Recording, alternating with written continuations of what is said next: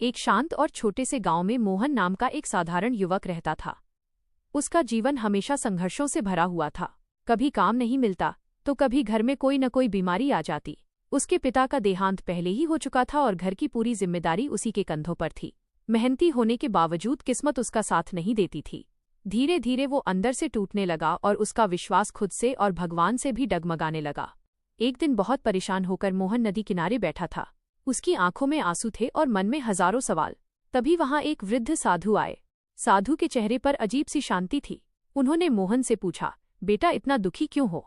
मोहन ने अपनी सारी परेशानियां बता दी और बोला, अब तो मुझे किसी पर भरोसा नहीं रहा, न खुद पर न भगवान पर। साधु मुस्कुराए और शांत स्वर में बोले, बेटा जब तक दिल में महादेव है तब तक कोई डर नहीं। तुमने बस अपने विश्वास को खो दिया है। याद रखो, जहां डर खत्म वहां शिव शुरू। ये सुनकर मोहन थोड़ा चौंका।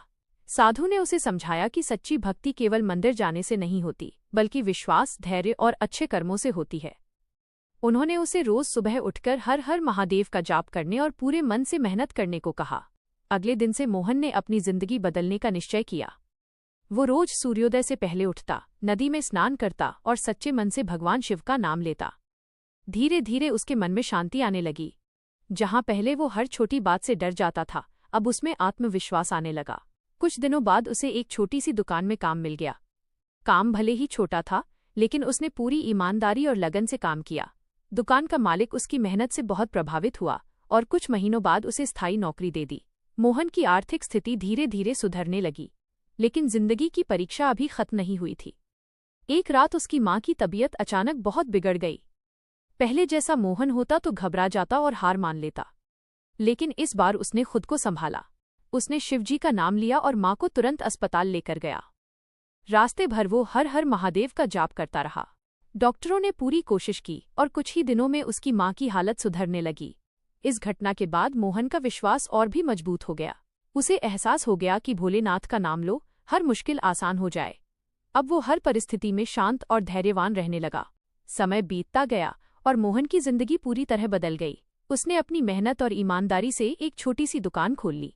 उसका व्यवहार इतना अच्छा था कि गांव के लोग उससे बहुत प्रभावित रहते। वो हर जरूरतमंद की मदद करता, चाहे उसके पास थोड़ा ही क्यों ना हो। एक दिन वही साधु फिर से गांव में आए। मोहन ने उन्हें पहचान लिया और उनके चरणों में गिर पड़ा। उसने कहा, बाबा आपकी बातों ने मेरी जिंदगी बदल दी। साधु मुस्कुराए और बोले, बेटा मैंने कुछ नहीं किया, ये सब तुम्हारे विश्वास और महादेव की कृपा है। इतना कहकर साधु वहां से चले गए।